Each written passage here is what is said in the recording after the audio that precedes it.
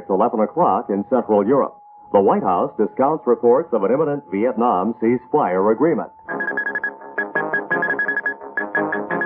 AFN News from the wires of the AP and UPI. Good evening, this is Paul Macco reporting from Frankfurt.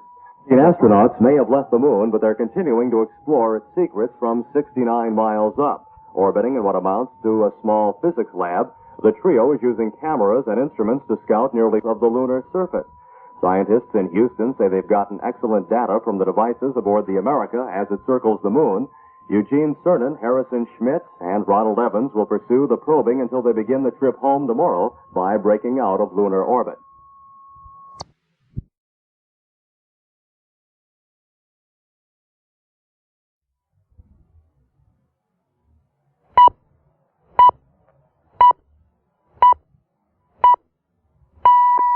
It's 10 o'clock in Central Europe. Former President Truman remains in very serious condition in Kansas City. AFN News from the wires of the AP and UPI. Good morning, this is John Shaw reporting. 17 astronauts continue their lunar orbits with one hitch. A pair of scissors is missing aboard ship. If the scissors aren't found by Tuesday's scheduled splashdown, the 3 astronauts may be in some danger of being injured. Earthbound engineers are studying plans and photographs of the inside of the command ship America to determine where the missing shears may be. The shears would weigh about 3 pounds during the Apollo re-entry because of the increased gravitation. If flying free, they could strike and possibly injure one of the astronauts. Meanwhile, astronauts sleep in their final rest period before leaving lunar orbit.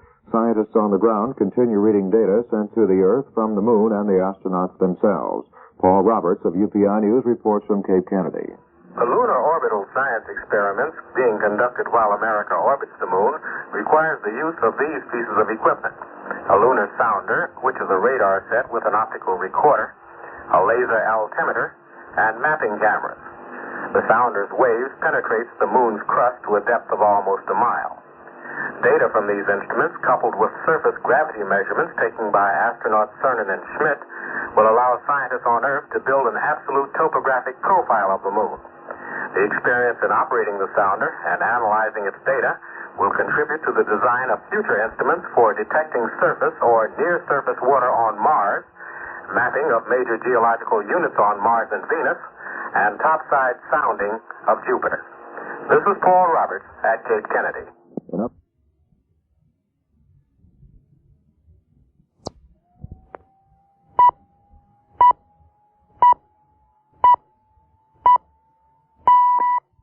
It's 12 noon in Central Europe.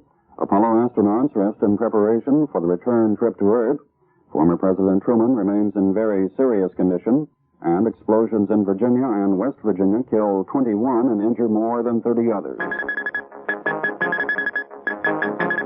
AFN News and Sports Roundup, a summary of developments from the wires of the AP and UPI. First, the news. The Apollo 17 spacemen, still in moon orbit, have wound up various routine activities. Another 8-hour rest period is now about half over, and the homeward journey will get underway some 12 hours from now. Astronaut Eugene Cernan, Harrison Schmitt, and Ronald Evans will fire engine rockets at 33 minutes past midnight Central European time and leave for Earth.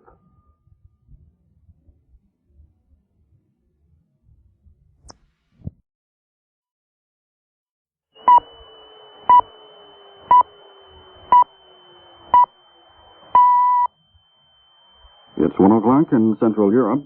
A cloud of mystery still hangs around the Vietnam settlement. AFN News from the wires of the AP and UPI. The curtain of silence.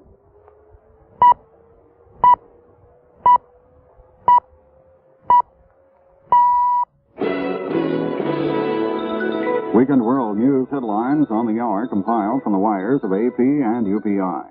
2 astronauts are coming home Tuesday to fatter paychecks, thanks to President Nixon's pay increase directive yesterday. The moon explorers, Eugene Cernan and Jack Schmitt, will get more than $1,200 and $1,400 each under the new pay scale, and Ronald Evans gets an $1,100 boost. This headline summary was compiled in the AFN newsroom from the wires of AP and UPI. Jan Wood reporting for Weekend World.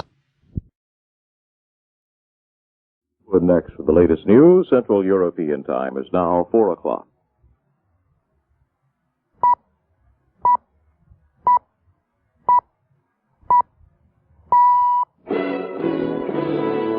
AFN News halfway on your weekend world, compiled from the wires of the AP and UPI. 17 astronauts will sleep until mid-morning, 10:23 Eastern Standard Time today.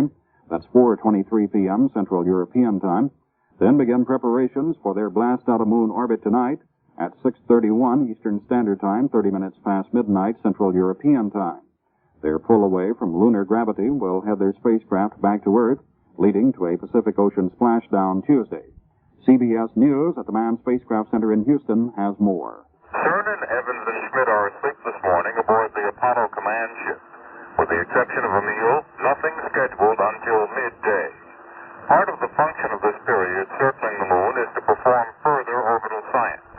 But it also allows them to recycle into a pattern resembling that they'll resume when they return. Breakfast and bedtime for the crew now comes at about the same time as it does for the support staff back in Houston. More mapping of the moon today and a probe of its depths by sending an electronic signal and recording the bounce back. At 6:32 p.m. Eastern Time in the 75th orbit around the backside of the moon, Ron Evans should fire the main engine for just over 2 minutes 20 seconds. When they come around the front, they should be out of lunar orbit on their way back, starting at some 5,700 miles an hour and picking up speed as the Earth's gravity reels them in. Splashdown in the Pacific should come 2:24 p.m. Tuesday. Steve Young, CBS News, Manned Spacecraft Center, Houston.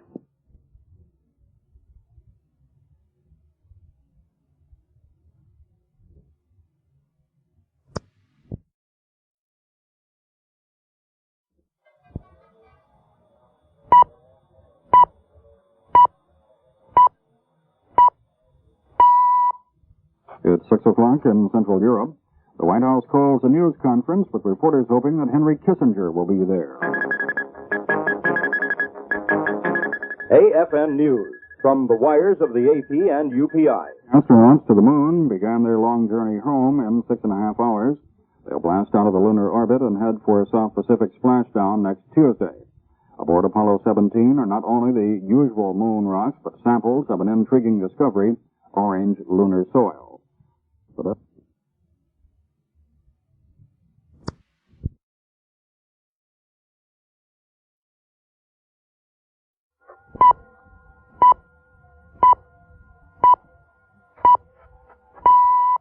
It's 9 o'clock in Central Europe. Henry Kissinger claims Hanoi is responsible for preventing the signing of a Vietnam peace agreement. AFN News from the wires of the AP and UPI. Good evening, this is Paul Macco reporting from Frankfurt. 17 astronauts are in their last day of moon orbit. In a few hours, they'll fire their rocket engines and begin their journey home.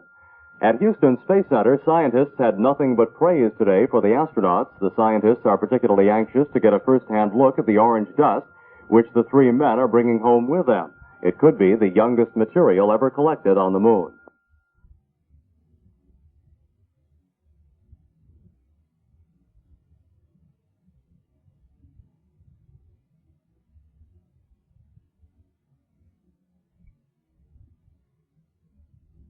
Of America, broadcasting from Washington.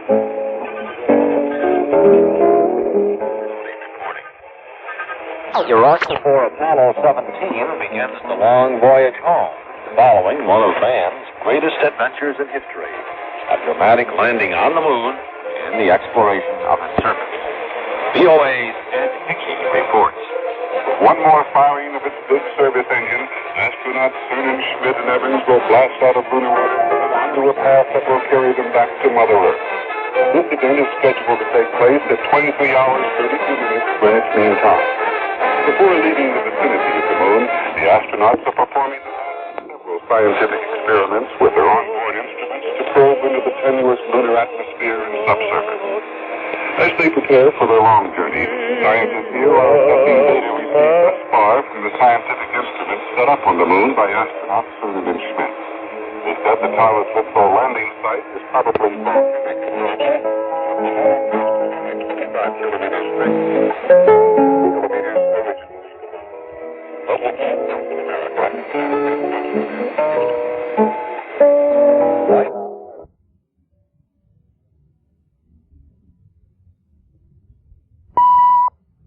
midnight in Central Europe, and in Kansas City, doctors report that former President Harry Truman continues his fight for life.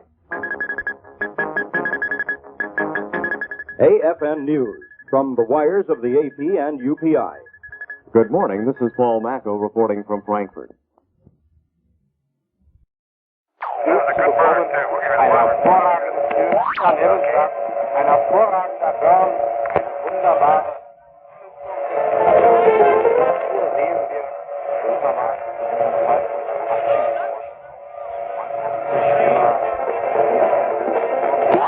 Astronauts are heading back to Earth after successfully leaving the Moon's orbit.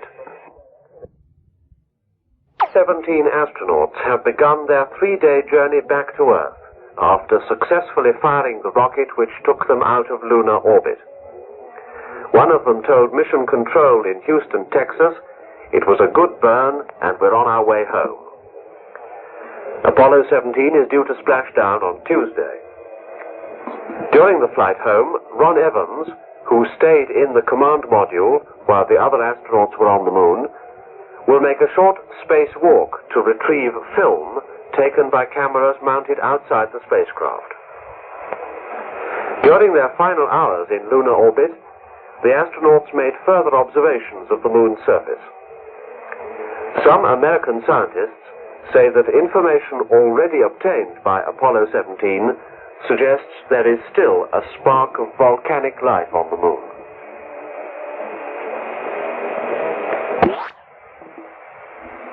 Now, shall I hear network?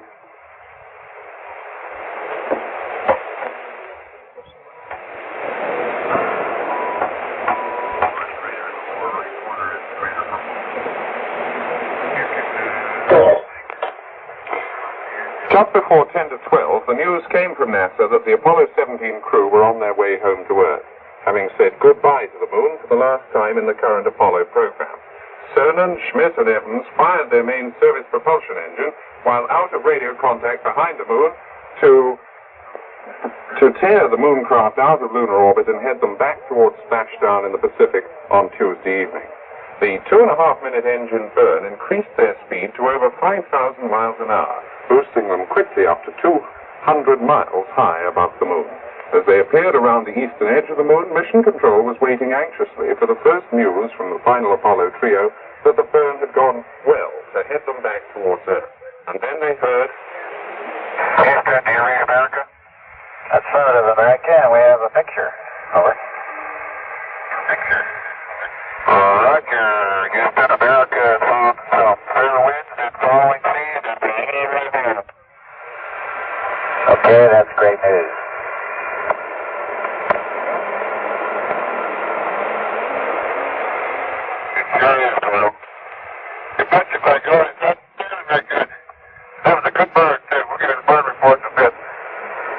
Since their liftoff from the taurus-littrow region on Thursday evening, they haven't been wasting their time in orbit round the Moon.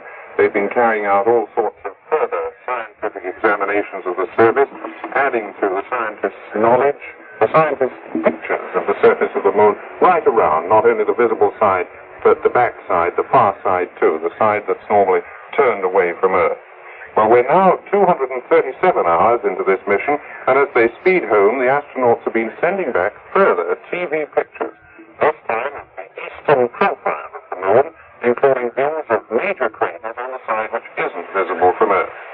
They're due back here at home with a splash in the Pacific on Tuesday evening, when we'll be covering the splashdown in a special hour-long program beginning just after 7 p.m., summing up the whole Apollo program.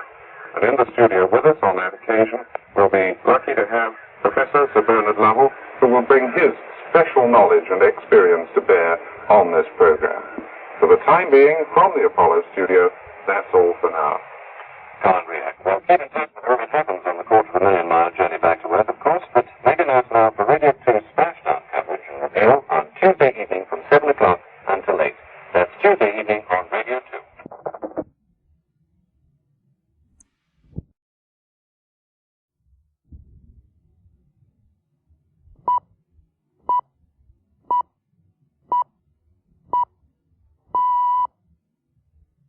It's 9 o'clock in Central Europe. 5 miners die in a West Virginia coal mine explosion. AFN News from the wires of the AP and UPI. Good morning, Gary Bartell reporting. Heading back toward Earth, and its target is a spot in the South Pacific about 350 miles southeast of Samoa. That's where they're scheduled to splash down Tuesday afternoon. The spacecraft broke out of lunar orbit with a 2.5-minute burn of its engine, but it was behind the moon and out of radio contact with Earth. Astronauts Eugene Cernan, Harrison Schmitt, and Ronald Evans seemed reluctant to leave as they pointed a TV camera out America's window. They relayed to Mission Control dramatic pictures of the receding moon as they raced away at nearly 6,000 miles an hour. Meanwhile, Houston Space Center officials report all phases of a nuclear-powered science station placed on the moon by Cernan and Schmitt are relaying data except one experiment. This is designed to make continuing measurements of gravity in the moon's interior. The officials say efforts are being made to correct the problem from Earth.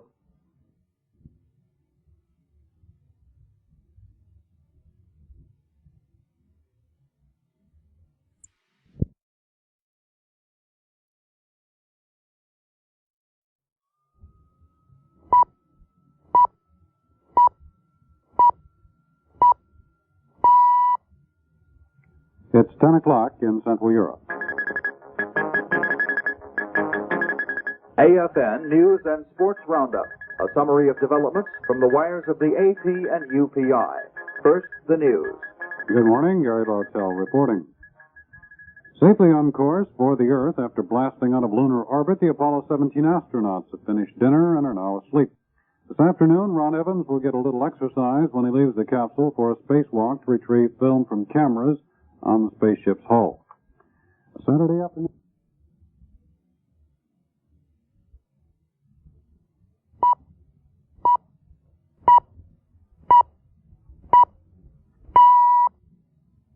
It's 12 noon in Central Europe. McGovern says he's not surprised at the breakdown in the secret Vietnam talks. AFN News from the wires of the AP and UPI. Senator Gene Cruz in a deep sleep period aboard the Spaceship America on a steady earthbound course. The astronauts blasted out of lunar orbit last night, increasing the speed of the ship by more than 2,000 miles per hour. The next task is a possible rocket engine blast to perfect the earthward course of the America at 5:30 today, Central European time. Apollo 17 astronauts go aboard the carrier Ticonderoga after splashdown. They'll meet 12-year-old Kevin Steen, whose dream of becoming an astronaut seems a long way away. Kevin is a cancer victim. Doctors had predicted the boy would die a year and a half ago. They're surprised he's still alive and believe the disease may have gone dormant, but they can't say how long it will remain that way. Kevin, of Carefree, Arizona, is the personal guest of Rear Admiral John Butts, who commands the recovery fleet. The frail, blonde lad has seen a launch at Cape Kennedy and one at Mission Control in Houston. Now he's to see a splashdown. In Kevin's words, I really want to be an astronaut. This is my biggest dream. But getting to go on the recovery ship was a pretty big dream, too, and that came true. This is Maury Trumbull at Cape Kennedy.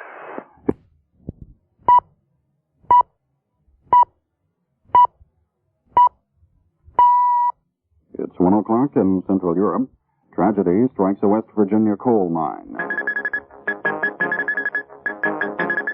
AFN News and Sports Roundup. A summary of developments from the wires of the AP and UPI. First, the news. 17 astronauts bound for Earth are nearing the end of another scheduled rest period.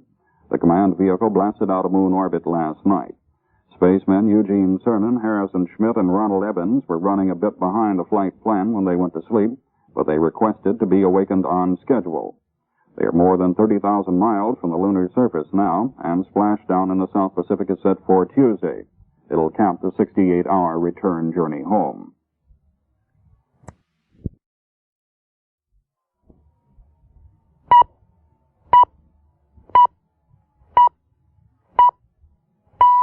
It's 2 o'clock in Central Europe.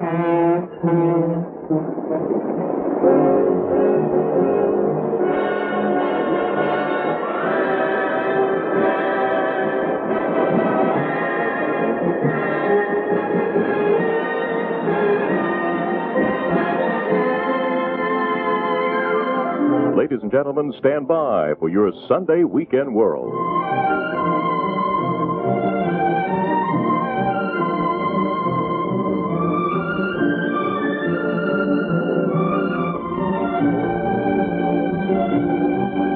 From Frankfurt, it's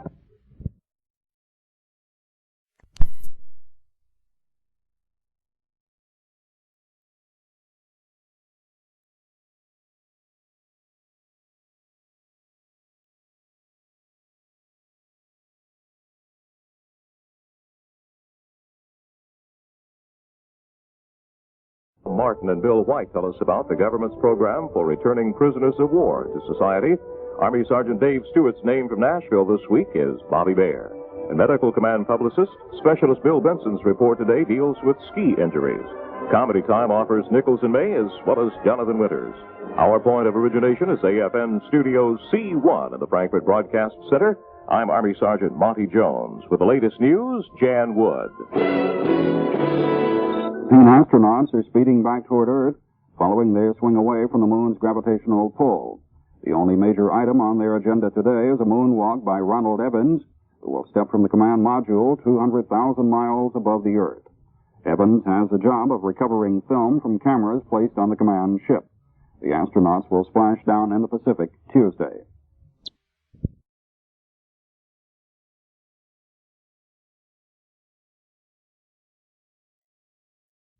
At the sound of the last tone, it will be 4 o'clock, Central European Time.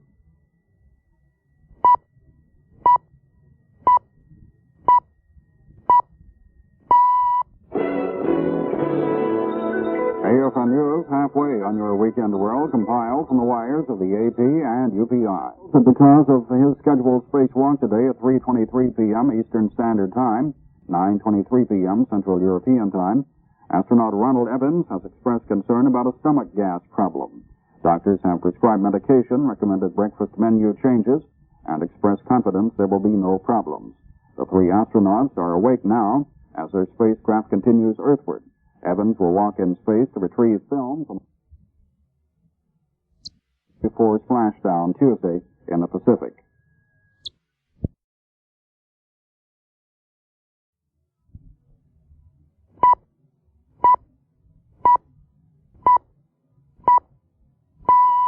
It's 6 o'clock in Central Europe. General Haig heads for Southeast Asia, heavy fighting in Quang Tri Province, and Ronald Evans prepares for his spacewalk. AFN News from the wires of the AP and UPI. Good evening. This is Paul Macko reporting from Frankfurt. 15 astronauts face a fairly restful day today as they speed back toward Earth from their moon mission. The major scheduled event is a spacewalk by Ron Evans. This will come about 200,000 miles from Earth as Evans leaves the command ship to recover films from cameras attached to the vehicle. The astronauts will splash down in the Pacific on Tuesday. Mission Control in Houston says Evans is concerned about a problem with stomach gas possibly interfering with his spacewalk. NASA doctors prescribed some medication and recommended changes in Evans' breakfast menu. The doctors expressed confidence there will be no problem with the spacewalk.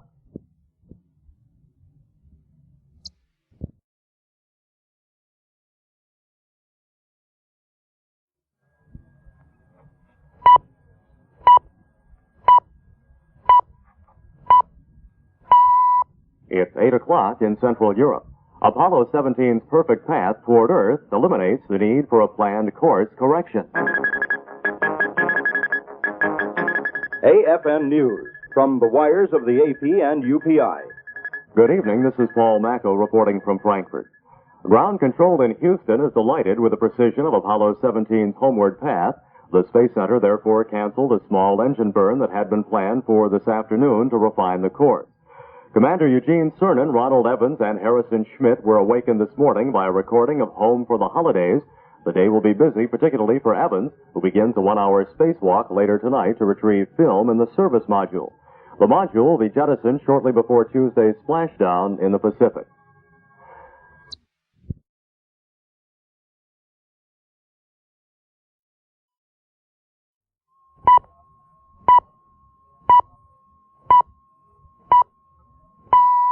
It's 9 o'clock in Central Europe. And in Washington, General Haig prepares to fly to Indochina for talks with America's allies. AFN News from the wires of the AP and UPI. Good evening. This is Paul Macco reporting from Frankfurt.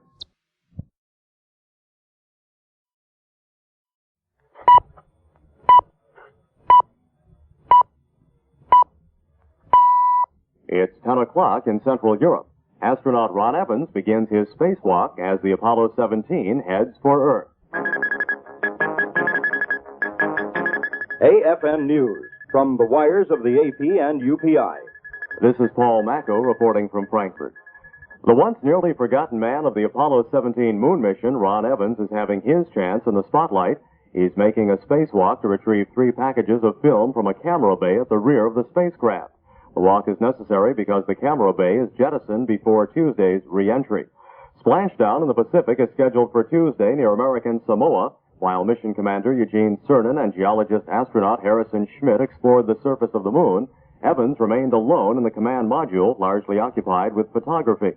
Evans will retrieve cassettes containing nearly 2 miles of film snapped by cameras that map the moon, plus film that recorded pictures almost like X-rays of the material under the lunar surface. Evans is wearing a spacesuit and a 25-foot lifeline on his spacewalk. The other astronauts also put on spacesuits because the capsule hatch will remain open for the walk.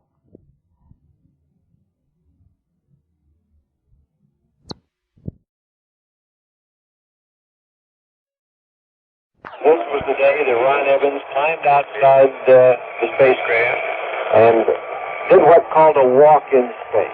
He's been weightless there for the total 11 days, but he's been cooped up inside the new command craft. Well, today he got a chance to stretch his legs.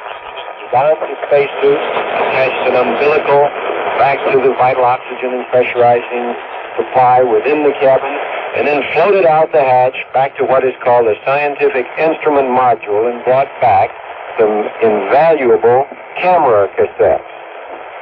For quite a while, Ron just thoroughly enjoyed himself, laughing and almost singing, something we've heard him do all throughout the mission as he floated back and forth between the sim bay and the hatch, bringing in those film cassettes. In fact, here's the way he sounds.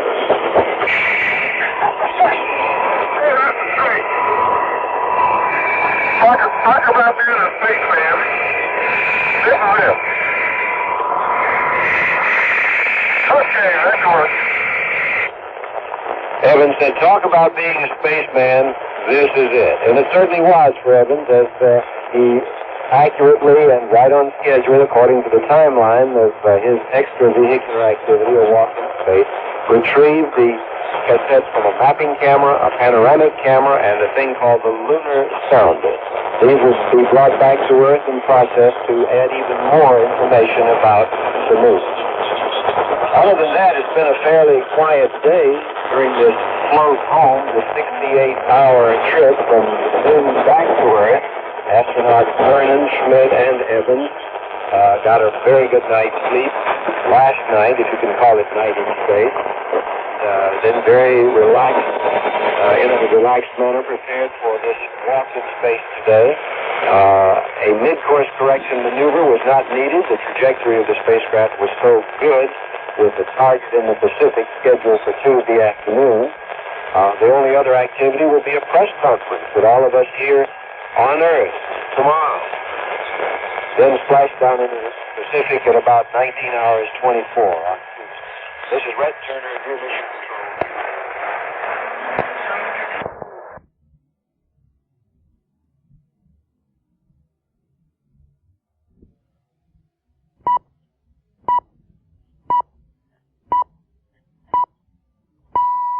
It's 11 o'clock in Central Europe. Apollo 17 astronaut Ron Evans continues his walk in space. AFN News from the wires of the AP and UPI. This is Paul Macco reporting from Frankfurt. Astronaut Ron Evans stepped out of the Apollo 17 command ship a while ago for a walk in space. As his spacewalk began, the ship was 180,000 miles from the Earth, racing toward Tuesday's splashdown in the Pacific. Evans was attached to the spacecraft by a 25-foot lifeline. He made a 15-foot trip to the camera bay to retrieve 3 film cassettes. Evans was bundled in a stiff pressure suit. With a hatch open, the entire cabin was exposed to the harsh vacuum of space, so astronauts Eugene Cernan and Jack Schmitt also wore protective spacesuits. A television camera relayed pictures of the spacewalk to Mission Control in Houston. Evans waved his hand at the camera, and his comment was, "Speaking of being a spaceman, this is it."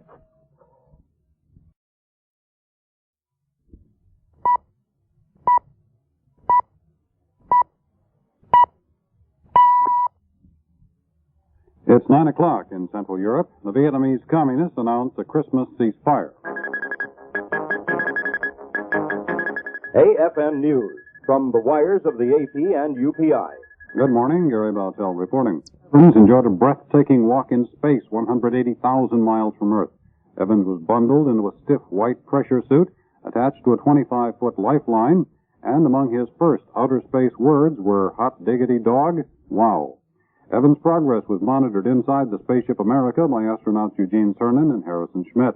With hands he had exercised for months, Evans retrieved from the camera bay 2 cassettes containing nearly 2 miles of film.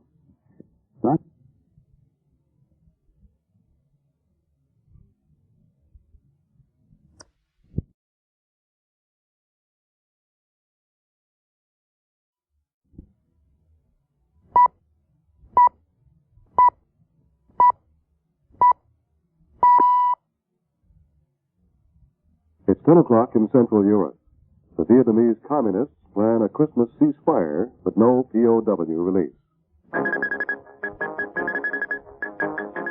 AFN News from the wires of the AP and UPI. Good morning, I'm Dan Allen reporting.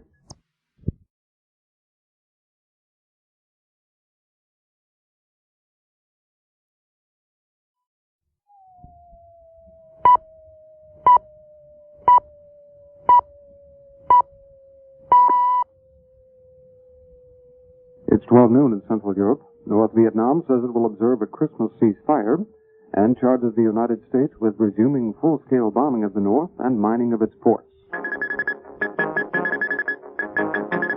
AFN News and Sports Roundup. A summary of developments from the wires of the AP and UPI. First, the news. Good afternoon, this is Bob Andresen. 10 astronauts are performing last-minute packing and housekeeping chores in preparation for their homecoming tomorrow night. Astronauts Eugene Cernan, Harrison Schmitt, and Ronald Evans are right on course for a splashdown in the South Pacific, and their command ship America is operating well. The astronauts will be stowing their equipment today, reviewing checklists, and cleaning up the command ship. They also have to secure their record cargo of moon rocks, 3 canisters of film, and other science treasures gathered during the 13-day mission to the moon.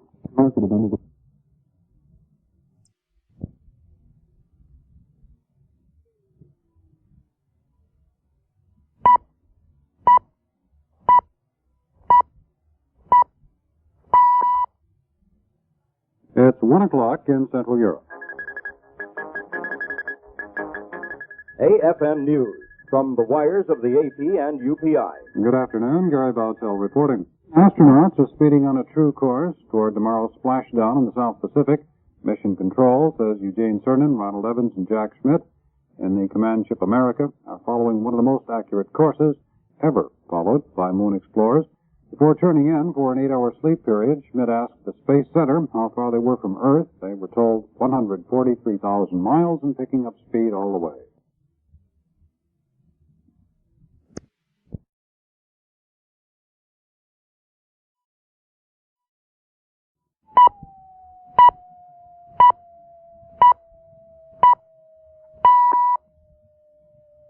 Central European Time, 3 o'clock. U.S. sources in Saigon have confirmed American military activities above the 20th parallel of North Vietnam. AFN News from the wires of the AP and UPI. Good afternoon, I'm David Mina.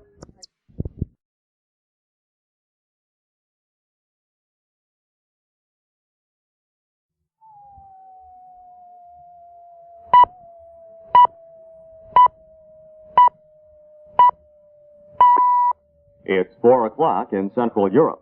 The United States reportedly remines a North Vietnamese harbor to apply pressure for a peace settlement. AFN News from the wires of the AP and UPI. Good afternoon. This is Paul Macco reporting from Frankfurt. 17 astronauts are resting once again as the command module speeds toward Earth from the moon. Final packing and housekeeping chores are scheduled for spacemen Eugene Cernan, Harrison Schmitt, and Ronald Evans later today. Splashdown in the South Pacific near Samoa is set for tomorrow. Cernan, Schmitt, and Evans, not yet halfway home, also face an upcoming news conference from deep space. AFN plans to broadcast it live at midnight tonight. Meanwhile, the aircraft carrier Ticonderoga is at the head of a naval recovery force already standing by. The carrier has deployed its planes, helicopters, and swimmer teams in the last full-scale rehearsal.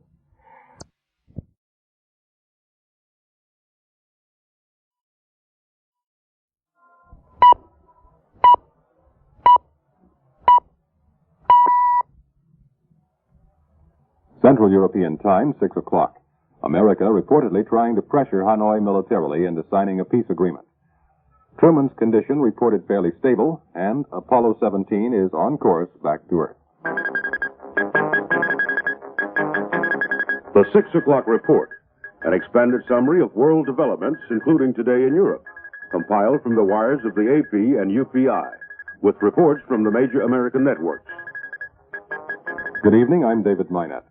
Apollo 17 astronauts Ron Evans, Eugene Cernan, and Harrison Schmitt have started their final packing and housekeeping chores in preparation for tomorrow's scheduled splashdown in the South Pacific. Officials at the Manned Spacecraft Center in Houston report all systems aboard the craft are operating normally, and no problems are expected to mar tomorrow's homecoming for the astronauts. Later this evening, while the spacecraft is about 111,000 miles from Earth, the astronauts will participate in a live news conference answering questions from reporters at the Houston Space Center. AFN's live coverage of that Apollo news conference is scheduled to begin at midnight. Another item on the astronauts' agenda is an experiment to determine the cause of flashes of light noticed by Apollo astronauts while deep in space. CBS correspondent Reed Collins reports. During this last full day in space, the astronauts will make one last attempt to solve the mystery of the light flashes that men see in space. They'll spend an hour blindfolded reporting flashes to mission control.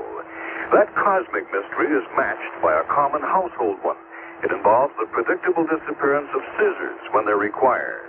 A pair of scissors is missing someplace aboard the command ship America. Cernan and Schmitt had trouble keeping track of their scissors on the moon as well. Mission Control has decided the scissors represent no real threat during re-entry.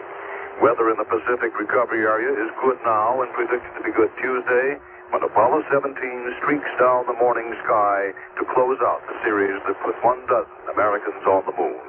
This is Reed Collins, CBS News, Space Headquarters, New York.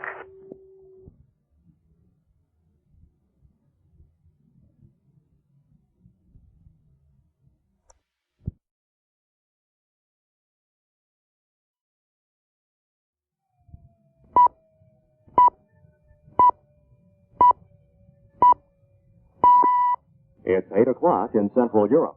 The White House says the increased bombing over North Vietnam was prompted by a possible communist offensive. AFN News, from the wires of the AP and UPI. Good evening, this is Paul Macco reporting from Frankfurt. Engberg, please contact your...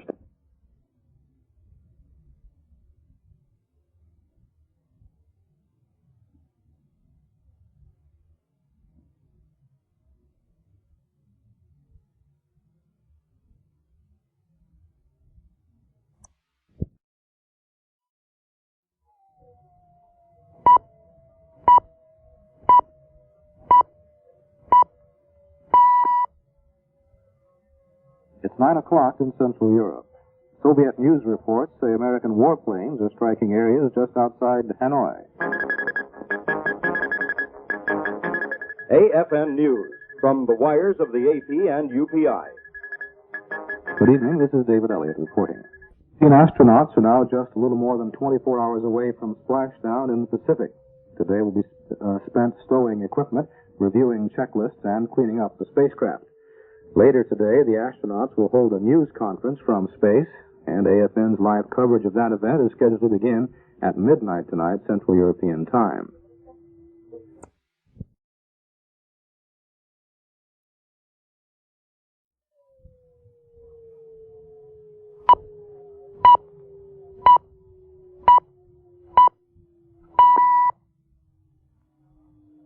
10 o'clock in Central Europe. The White House lifts bombing restrictions on U.S. airstrikes over North Vietnam. Reports of a rift between President Nixon and Henry Kissinger over Vietnam peace talks. And General Michael Davison reveals a sharp rise in hard drug use among troops in USAREUR. The 10 o'clock report, an expanded summary of world developments compiled from the wires of the AP and UPI with reports from the major American networks. Good evening, this is David Elliott reporting. Soon, Jack Schmitt and Ronald Evans are following one of the most accurate courses ever traveled by returning moon explorers as they head for tomorrow's Pacific splashdown. The spaceship America is in a flawless condition. Mission Control, taking a cue from the astronauts' belief that their mission marks the beginning of space exploration, awakened them this morning by radioing up the song "We've Only Just Begun" by the Carpenters. Then a Christmas carol recorded at Evans' home in Houston was beamed up to them. In less than 2 hours, the three homeward-bound astronauts will take part in a news conference with questions from reporters relayed from Mission Control in Houston to the Apollo 17 craft. AFN's live coverage of that news conference is scheduled to begin at midnight Central European Time. As scientists anxiously await the return of Apollo 17 to begin studying its cargo of lunar soil and rock samples, there are indications that the current theory that the moon may be a dead body is inaccurate. CBS correspondent Steve Young has that story in Houston. A preliminary report on scientific conclusions made available to CBS News today indicates a startling phenomenon noted on this flight in fact has been seen before and appears to be widespread. When the astronauts were at a crater called Shorty, they said some lunar soil there was orange. The report indicates that Ron Evans, orbiting above, also saw some orange areas. In initial excitement, they thought it was a first. But back data now shows orbital sightings of orange areas on Apollo 14. The report says orange or rusty-hued craters have been noted on the moon in 5 different places. They can't be certain that what's true on Earth holds on the moon, but on Earth, rust-covered rock suggests the presence of water or oxygen. It also may mean fairly young volcanic lunar features, and that could firm the theory that the lunar core is molten and fiery hot, contradicting current theories of a moon cold and dead. Steve Young, CBS News, Manned Spacecraft Center, Houston. 17 crewmen.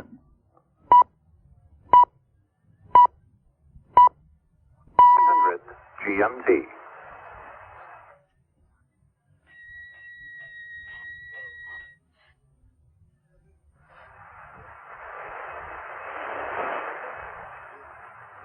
Some members of the military who are considering a career in civil service have asked if it would be possible to receive military retired pay and civil service retired pay at the same time.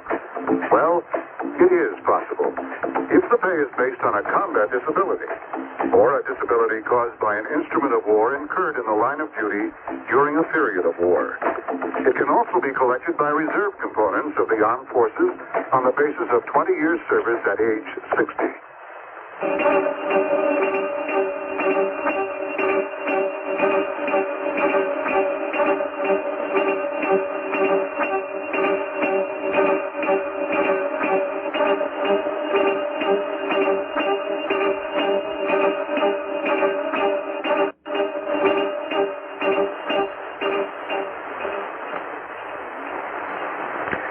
Apollo 17's astronauts are now some 97,000 miles out from Earth. They crossed the halfway point a few hours ago. They're about to hold a news conference from the spacecraft. The questions submitted by newsmen covering the flight will be read to them by the capsule communicator, Gordon Fullerton. Right now, the astronauts are getting in position in the bottom of their spacecraft, ready to listen to the questions and answer them as they're fed up to them. This has become a tradition on these flights.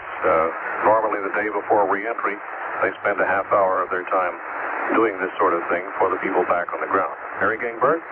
Jim, you sat on the panel that selects these questions. What's the purpose of it? Try to keep it pretty general and the kind of questions they let the astronauts answer. As general as possible, just as long as the questions do not interfere, that is to say, the seeds of new ideas of something that might muddy the water of the observations the astronauts made while they were on the surface. They tried to ask generalized operational questions.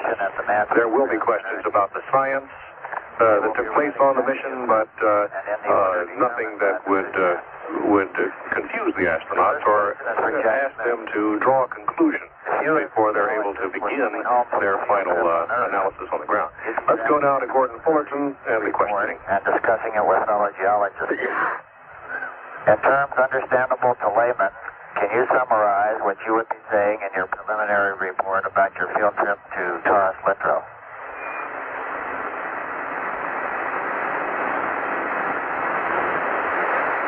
Well, I'll give that a try, Gordy.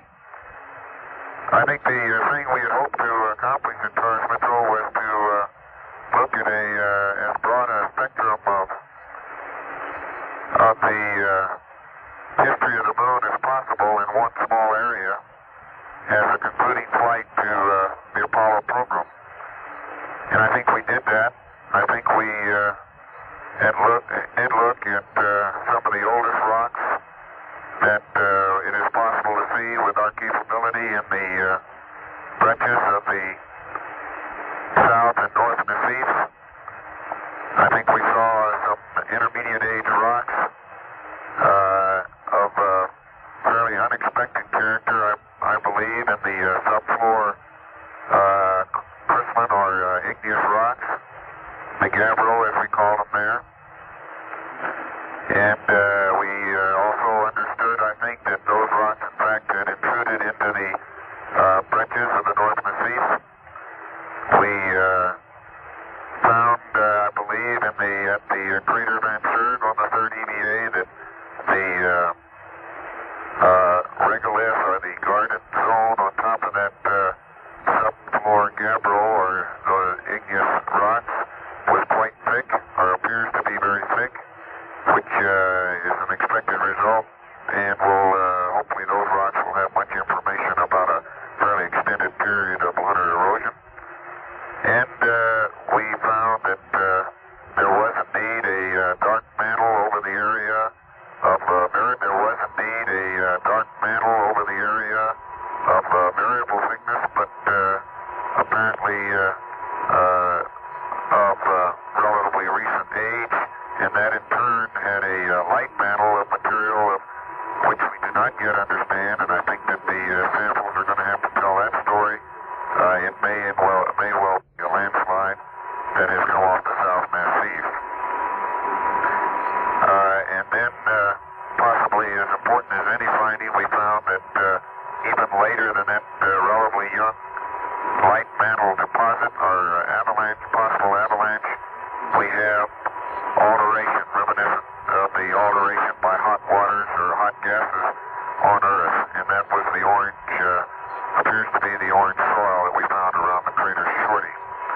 And subsequently in orbit, we started to pick up, and particularly through Ron Evans' efforts, pick up more and more of the apparent evidence of such alteration taking place in fairly recent time on the moon. All of those items, I think, are extremely significant and go through the full range of our present knowledge of lunar history. And a report I would write would initially summarize that particular sequence of events. Question number 2 is for Jack again. What other probable explanations besides volcanic origins do you have for the orange rock and colored soil that you found in Shorty Crater? Well, they don't necessarily have to be volcanic, Gordy. I refer to them as alteration, and a bunch of the hydrothermal or hot water alteration that we see on Earth is related to recent volcanism or ancient volcanism. But also we know of that kind of alteration of pre-existing materials to take place as a result of just fluids working their way up through the Earth's crust, and I presume that such a process is also possible on the moon. The one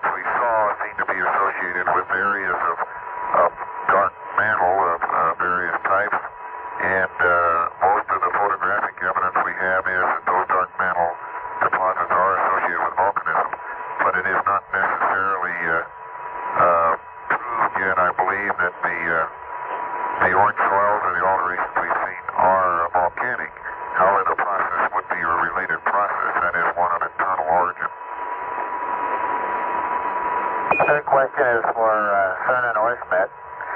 Your voices are so much alike that it is unclear to some of us which one of you found the orange rock and who first spotted the layer of orange soil on the crater rim. Jack found it. He uncovered it as he was walking on the rim, and we worked with that. And then as I went around the crater to take the real big.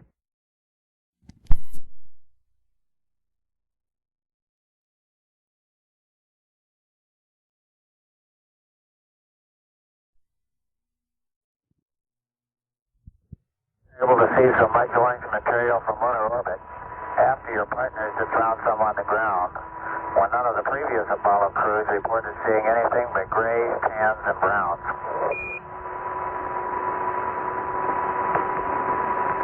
Well, I think for one thing, we were essentially in a different orbit than some of the other crews that have been up there before.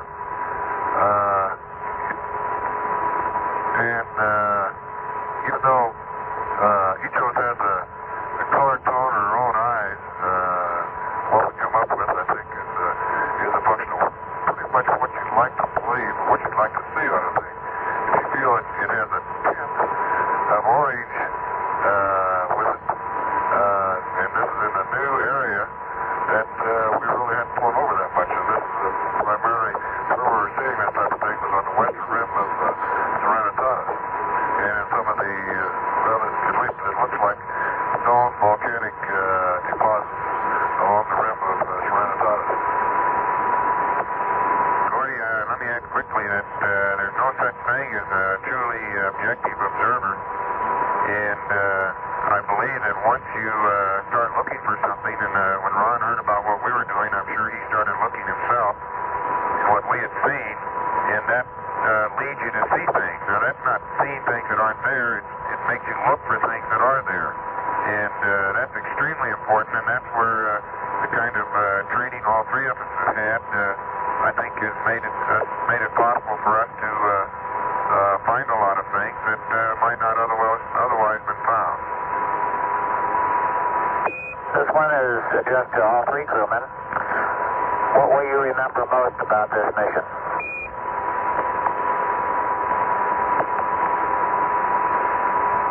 Well, that's a loaded question, Gordy. There's so many things, but I think probably the thing that, when I think about it, that'll stick with me most is the same thing that stuck with me over my last two missions. It's not so much being there, but it's getting a chance to get home and share what you've seen and what you've done with other people.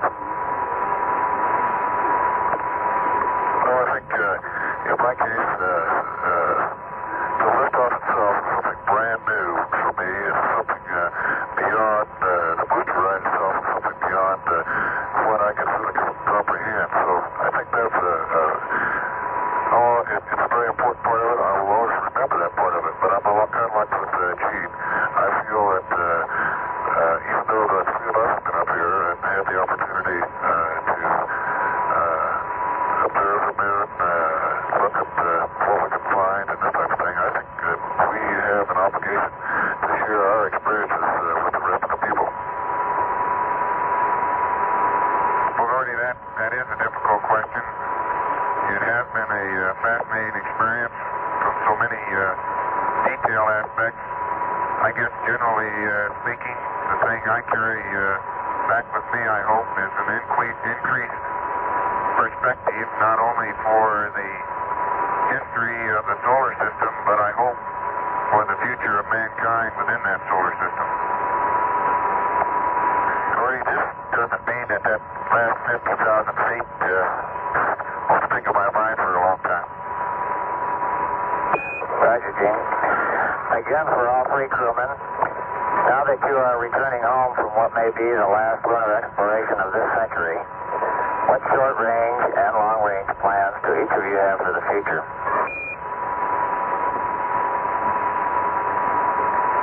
Well, my short-range plans are certainly to enjoy Christmas with my family, think about the flight, get it jotted down on paper. My long-range plans are to turn around and look at the next flight whatever that may be, and put my efforts and experience toward that flight and get to work on it.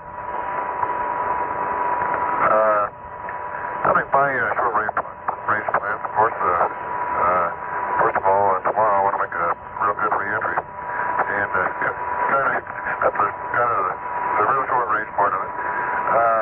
From that point on, as I mentioned before, I think we have a responsibility, at least I feel that we have a responsibility to share our experiences with the rest of the people, not only in the United States, but with the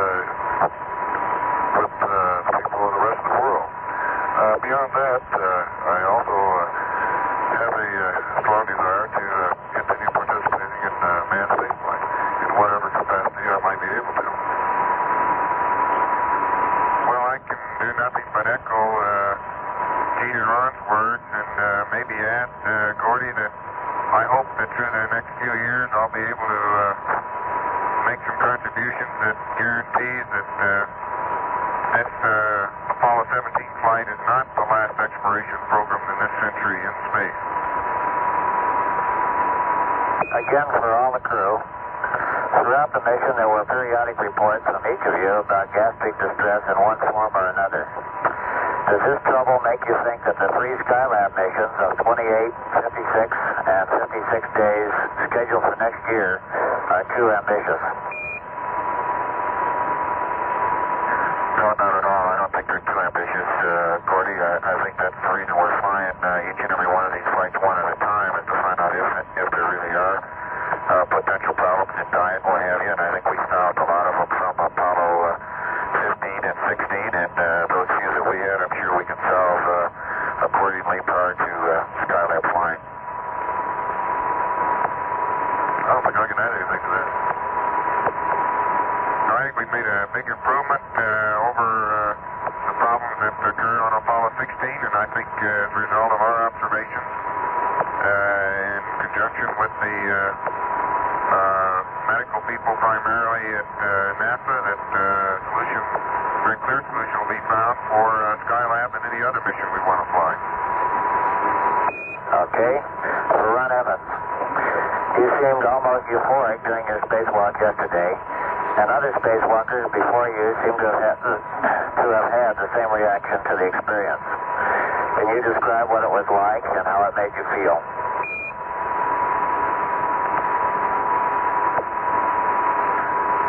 Well, I think for those of you who have the opportunity to watch yesterday, it's pretty obvious how I felt out there. I'm not sure euphoric is the word. It's an opportunity. Well, to me, I guess it was an opportunity to be what I call a real spaceman. You know, you're out there in the deepness of space with nothing but your spacesuit on you, and you're doing a job that has to be done. Now, we're riding around in space out here, and this is in a capsule, and we look out the window, you know, but it's a nice bird viewing. It's a solidly built vehicle, and you get the zero-G effect on the thing, but you don't get the feeling of really getting out and walking in space. And once I became accustomed to what it was like in the EVA environment, then you relax, you take it easy, and you try to accomplish what you can and observe what you can and really enjoy it. And I think I really enjoyed it. I had a hold of his umbilical most of that time, and I didn't notice that he was ready to jump out into space, and that's the kind of euphoria you're talking about. Okay. For Eugene Cernan and any other later comments. You've talked a lot about this mission being the end of the beginning, but a lot of people don't agree. Recognizing the United States is stopping lunar exploration for the foreseeable future, how do you feel? When we look back at the Apollo program, I don't think anyone can privately to themselves or publicly say that this truly, indeed, has really been a beginning. Really first venture out into deep space. And once there's a beginning, there's a continuation. The probing into deep space by man, the next landing on the boat, a trip to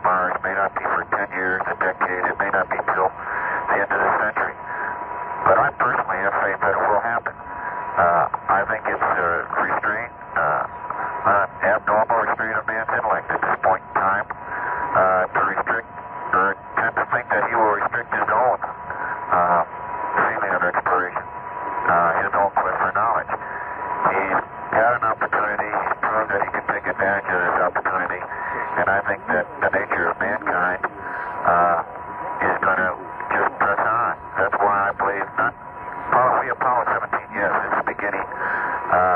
But the whole Apollo program is really the true beginning of what's become the future. And I firmly believe that we can look back in 100 years or 200 years in the 5-year or 10-year period of time that we may be slowed down here. I think we'll be lost in the mirror of what's really accomplished during the next several decades. The next question is for all the crew. The American people seem to be getting fairly blasé about space flight, and television coverage of Apollo 17 has been at a minimum. But this is not the case abroad. For example, in the Republic of Zaire, the former Belgian Congo, an estimated 20 million people are watching extensive coverage on TV sets set up in the villages. What do you have to say to the people of underdeveloped nations? Well, Gordy,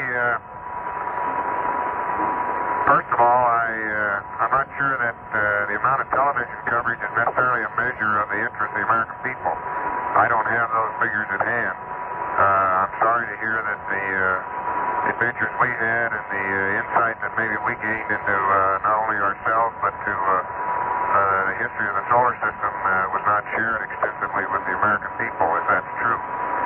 As far as the rest of the world is concerned, and also the people of the United States who may not participate as much in the affluence that we all would like to share, I think that what spaceflight in general and the Apollo program in particular has offered is many new avenues from which we can provide for those people abroad and for our own people the kind of quality of life and the material, including the material quality of life that everybody aspires to.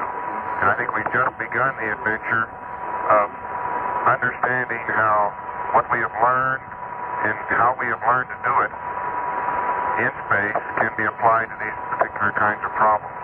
That is one of the great challenges that I think NASA and other agencies within the United States government and other governments abroad have, is to use this base of technological information now for their own people. I'd like to jump into that very briefly, Gordy, that America has led the way into space in the past. I believe we will in the future. But a point I tried to get across several days earlier in this flight is that the real promise of the future for all peoples of the Earth is to weld themselves into a coherent group of people who can live and work together and then enjoy all the benefits and all the knowledge that has become from future space explorations. I think we are doing this not just as Americans, but as human beings. And everyone throughout these countries, throughout the world, who are watching this right now are also human beings, no different than we are. It's their accomplishment as well as it is ours. Question 11 is for Jack. Do you think the United States waited too long to send a geologist to the moon?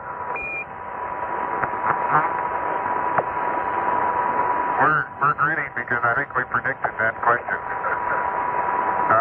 Gordy, I think the United States waited too long to go into space in the first place, and I think they're probably going to wait too long to go back.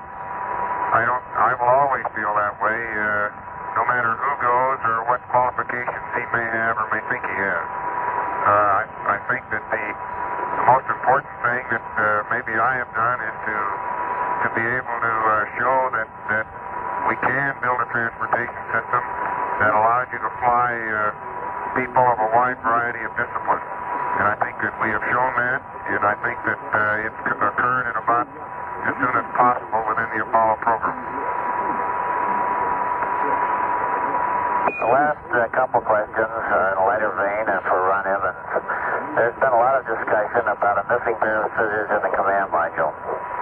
Who really lost the scissors?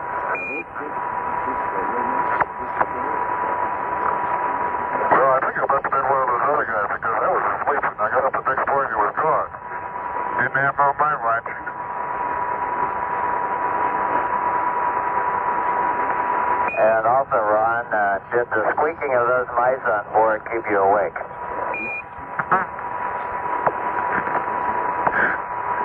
So, the mice really did. There are plenty of other things going on inside the spacecraft here that we can hardly even hear the mice. As a matter of fact, I really haven't heard them yet. Okay, this completes the list of questions as submitted by the newsmen here in Houston. There are a little less than 7 minutes left on our scheduled time for any other further remarks you might like to make. Yeah, Gordy, I think we'd like to take this opportunity to each say a word or two. Well, just briefly, Gordy, I feel that I have done something that's fairly significant here in my life. I hope it, and will do everything I can to see that it is not the most significant thing I ever do. But I feel that the fact that I had the opportunity is due in large part to the tangible and intangible effects that my mother and father had on my life, and to them I send my thanks, and I hope that I continue to live up to their expectations.